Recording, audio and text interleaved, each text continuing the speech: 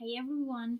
This month topic over at the monthly recommendation Goodreads group is about big books. And if you have been on my channel for just a couple of videos, you know I do read a good amount of big books and love them. I really enjoy big books.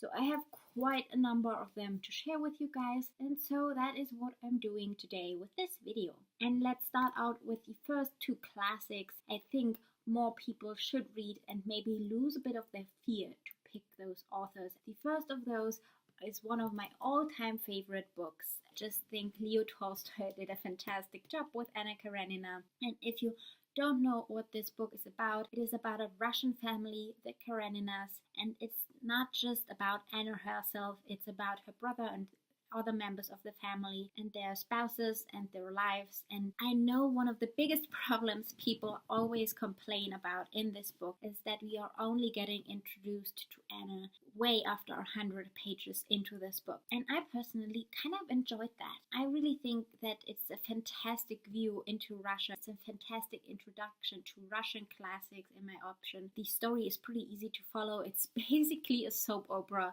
where we follow a bunch of characters and their lives and their dramas, and we just get thrown into there, and you kind of get sucked into that drama and want to know what is happening. And it's just, I love the extreme reaction of many of the characters in here. If you guys have not read this book, pick it up and at least give it a try. It is such an easy read, not only for such a big book, but for a classic and for a translation. It's so easy. And in regards of translation, since I already mentioned it, and what kind of translation you guys should pick up, my tip is go out, read the first two chapters, and they're easy for you to get through. That book is for you. That translation works for you. Use the blessing of having the options to choose from with translators and just use it. Find the one that works for you and just get started with the book. And once you start, it's not that hard to continue. So give at least two a try. See which one you like best, and then pick one and read it. It's wonderful. So let's move on from that one, since I talked about that quite a long time, and move on to the next book, or more correctly, the next author, which is, I think, one that many people just don't want to give a try because they're intimidated by the author, and that is Ayn Rand. And I have read three of her books, The Fountainhead and Atlas Shrugged, as well as We the Living. All of them are good, definitely all worth a read, and I want to pick up all her books because she's such an interesting writer, and all her books have a political undertone. All of her books have this philosophical voice and an overarching tone and topic going on throughout them that you can find in every chapter or in every character. It just keeps repeating, but in a not annoying way. You don't feel like she's repeating something. She just has this fantastic way that you can weave an entire story, and it just all works together. You know it works together. And she is a bit of a rambler. She loves going overboard with her words, and as you guys see from my videos and from this one alone, I'm a rambler myself, so I don't mind that. I like how she tells her stories, and she has a lot of unlikable characters. She is very good in writing them, because while I hate basically everyone in every one of her books, I actually passionately do so, and which to me says a lot, because a lot of the times when authors write unlikable characters, if they get run over by a car, or I just don't care. I don't care if somebody else takes over their story or not. In her books, I get so invested in hating the characters that it's basically love again. So I think that really shows talent, and I highly recommend her books. And just don't be intimidated. Her writing is not that hard. If I can read it as a non-native English speaker in English, you guys can do it. And completely switching gears from that more intimidating and still very well-known books to one that I know quite a few people already read it, but I personally think it is still well too unknown and definitely deserves more talk, and that is The Seamstress by Frances de Pontes Pebles. This story is about two sisters in Brazil that grow up in a very, very small town, and how they got out of there and built their own lives away from that poor little small town. If you're interested in picking up books in own voices, this author was born in Brazil, and I think she also grew up parts of her life in Brazil. So this book fits into the category of own voices. It also features diversity, since one of the main characters, one of the sisters, has a physical disability, and it also features a gay character. So if that is something that you're looking for in books, this has you covered. But I personally just loved getting some snippets of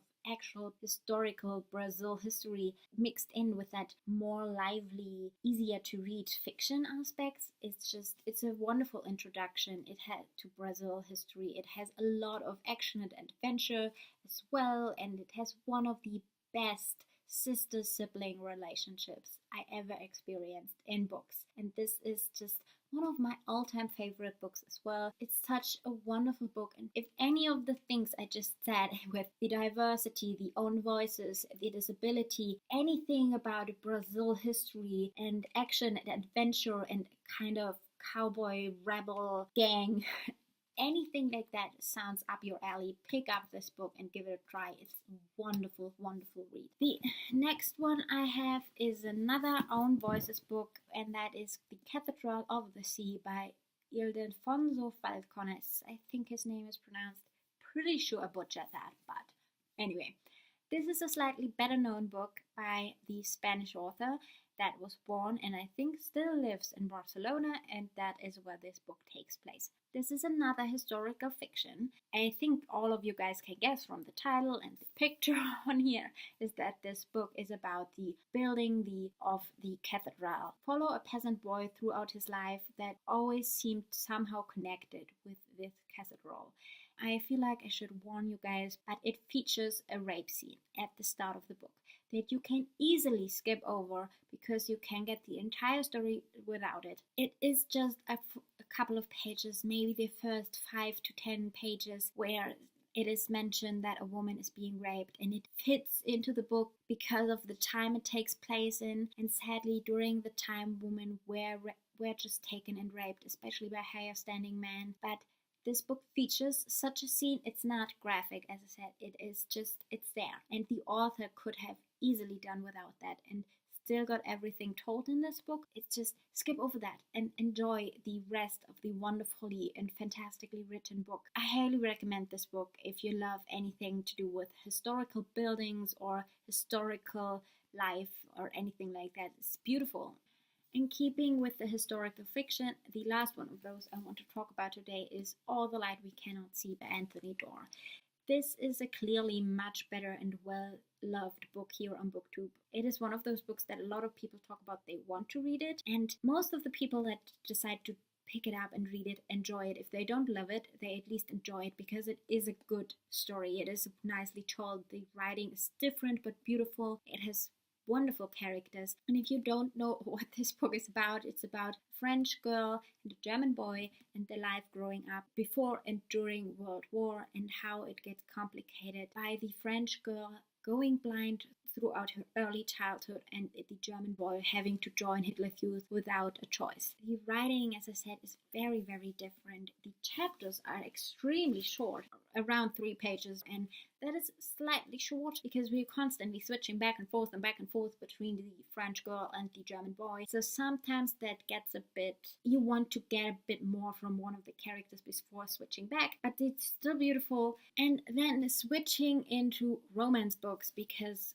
why not recommend one romance book on here? That is Wall of Winnipeg and Me by Mariana Zapata. This is a football romance about a football player and his personal assistant, and it's the football player makes a strange request to his assistant, and it all goes from there. And I really enjoy this book. It's clearly a long one because it is in a video with books over 500 pages, because I just really enjoy the writing and the characters, and I love the slow burn of the love story in this book. It's not instant love, it's not instantly from hate to love. It's just slowly building up to something, and I really enjoy that. The writing is pretty well done. The characters are pretty well done. It's just overall a pretty well done romance. And if you love that kind of thing that takes a little longer, that you can stick with for day or two longer than normally. It's just give this book a try. It's wonderful. And then I have one YA fantasy book I'm sharing, and that is Traitor to the Throne by Alvin Hamilton. And this is the second book to the Rebel of the Sand series, but clearly this one is not over 500 pages, and this one is my favorite from the two anyway. Not only are those two extremely beautiful books, but it is a series where we follow Amani, who is one of the best gun shooters in the desert town in this Arabian-inspired fantasy world, and it has lots of action and adventure, and it has this smart and strong female lead that learns and evolves throughout the story, and it's just beautiful. And I love the second book because it builds on so much more than the first one did. It really builds the world, it really builds the characters, you really get involved in it all, you get the explanations.